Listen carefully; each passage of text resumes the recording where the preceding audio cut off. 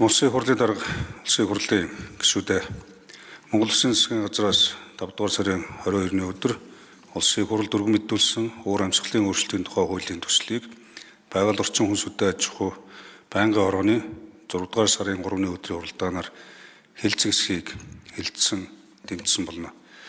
Монгол улс уур амьсгалын өөрчлөлтөд хамгийн эмзэг орны нэг болоод байгаа бөгөөд сүүлийн 80 гаруй жилийн хугацаанд манай орны агаарын дундаж температур 2.5 нэмэгдэж ганцуд үер, шорон шуурга, зэрэг гамшигт үзэгдлийн давтамж, эрчим эрс өсөж нэмэгдэж байна.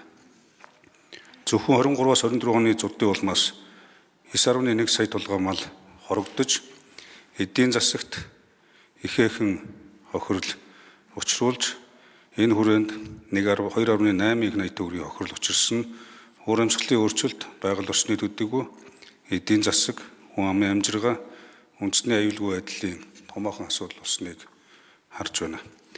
Монгол улс нэгдсэн үндэсний байгууллагын уур амьсгалын өөрчлөлтийн суурь конвенц болон Парисын хэлэлцээрийн хүрээнд олон улсын өмнө хүлээсэн үүргийг хэрэгжүүлэх, үндэсний тодорхойлсон хувь нэмрийн зорилттой хангах, ногоон шилжилтийг эрчимжүүлэх шаардлагатай тулгарч байна. Гэвч өнөө хүртэл уур амьсгалын өөрчлөлттэй холбоотой харилцааг салангад бодол салбарын хуулиудаар зохицуулж ирсэн бөгөөд нэгдсэн эрх зүйн орчин бүрдээгүй байгаа нь асуудлыг шийдвэрлэхэд хүндрэлтэй орчин бий болгож байна. Иймд энэхүү хуулийн төсөл нь уур амьсгалын өөрчлөлтийг сааруулах, дасан зохицох, даван туулах бодлого, арга хэмжээг нэгдсэн тогтолцоонд оруулах, хүлэмжийн хийн хэмжилт, тайлагнал, баталгаажуулалтын тогтолцоог бүрдүүлэх, ногоон санхүүжилт болон нүүрс төрөгчийн зах зээлийн эрх зүйн орчныг бий болгоход чиглэж байгаа билээ.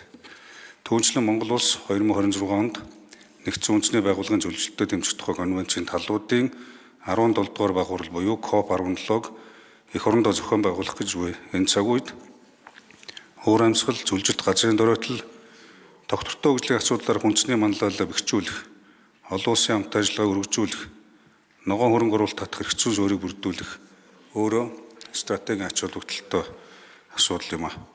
Хуулийн төсөл батлагдсанаар уур амьсгалын өөрчлөлтийн засаглал, салбар дундын зохицуулалт сайжирч, олон улсын санхүүжилт болон хувийн хвшлийн хөрөнгө оруулалт нэмэгдэх, карбон зах зээлийн эрх зүйн орчин бүрдэх, орон нутгийн дасан зохицох чадвах бэхжих, урт хугацааны тогтвортой хөгжлийн бодлогыг хэрэгжүүлэх суурь нөхцөл бүрдэх юм а. Иймд уур амьсгалын өөрчлөлтийн тухай хуулийн төслийг хэлцэх асуудлыг хэлтсэн дэмжиж өгөхийг улсын хурлын эрхэм гишүүд та бүхнээс хүсье. Анхаарлаа тулсанд баярлалаа.